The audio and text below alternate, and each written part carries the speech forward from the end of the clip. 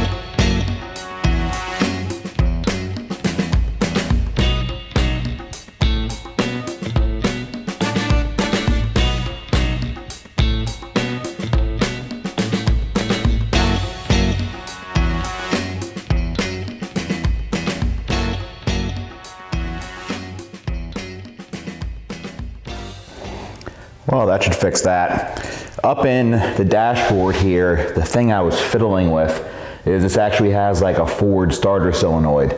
So the solenoid is not on the starter itself, but has a remote solenoid. So I was running the cables to and from that. So this cable here is the one that goes from the starter to the solenoid. And then you saw me run a new ground cable back there too.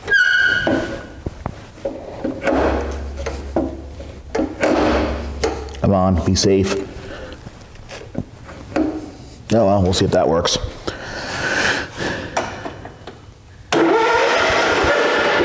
Well, it's a lot better than it was. All right, that thing cranks like a beast now. So I guess the new cables help. So I guess now probably should change the oil, because I think I did that once ever. And plus it's probably full of water now from sitting outside. Then I should probably put it back together. Well, I'll have to clean the carburetor, have a spark plug for it. So maybe this thing might run again.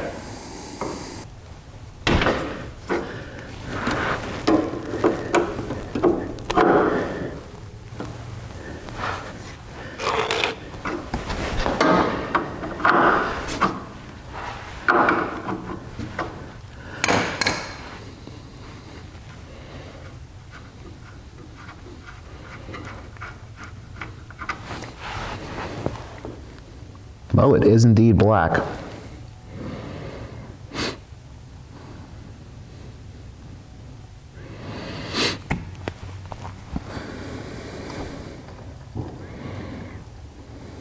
Well, it's the next day now, and I kind of got it put back together with what from I was messing with yesterday. So I put fresh oil in it. I'm gonna change the spark plug. And I'm gonna pull just the bowl off the carburetor. When I first got this running, I cleaned the carburetor pretty good, so I'm hoping just cleaning the bowl out and like spraying some sauce up in there might be enough to make it run. But at least now it cranks, so I guess these will be the last two steps and I'll try and start it up.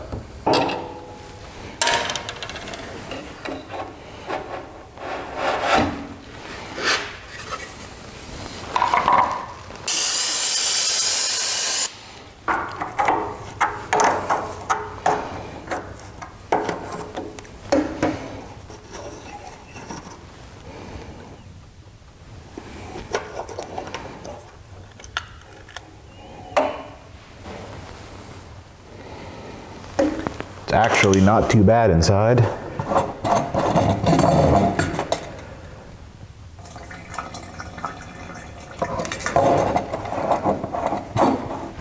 Don't know if it shows up or not, but there's a little bit of sediment in it.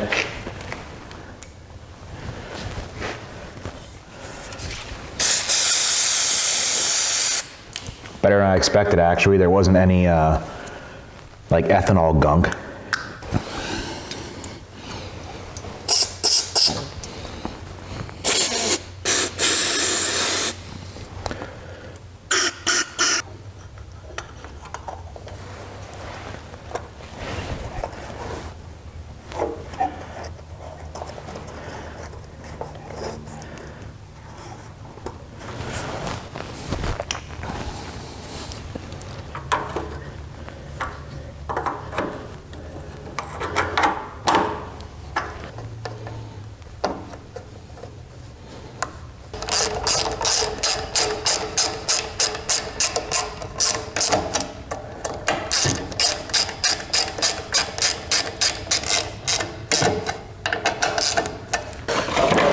And for some reason, I had a new air filter on the shelf for this. I don't know how long that was sitting around. Probably like 10 years. And the old one you can't see through, so I guess that's shot.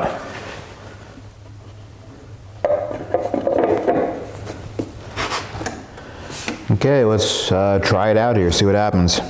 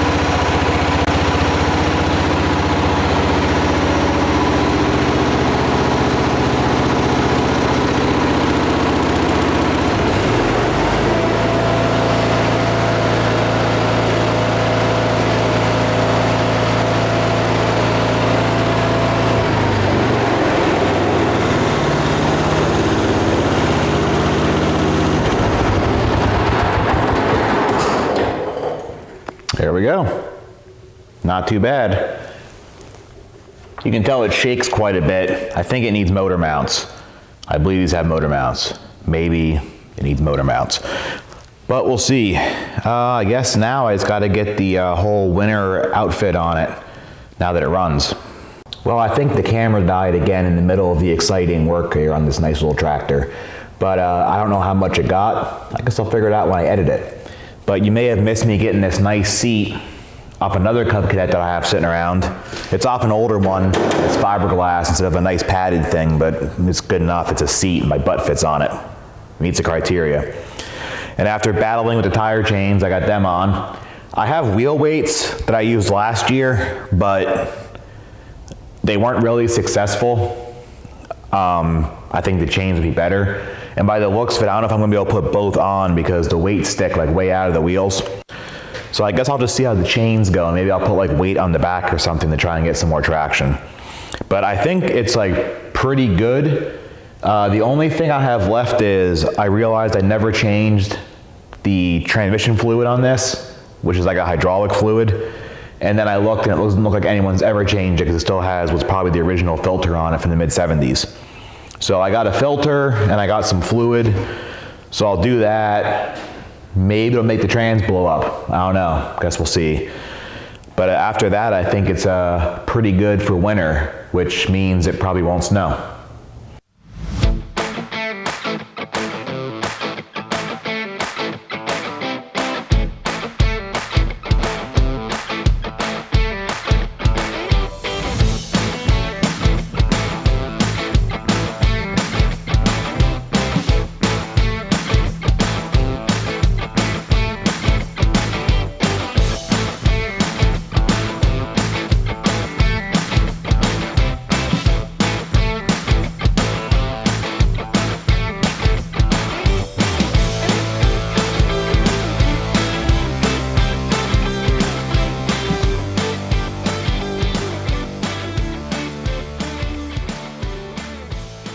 So we'll call that good enough. So let's see if it still runs and fires up and moves and things.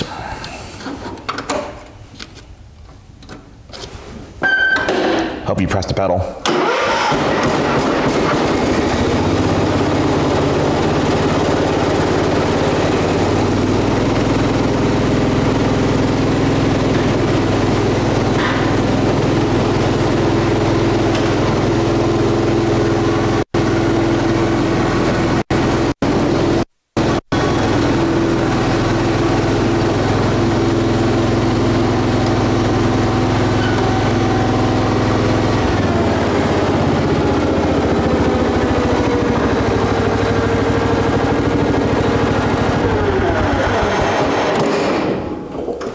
Ta-da!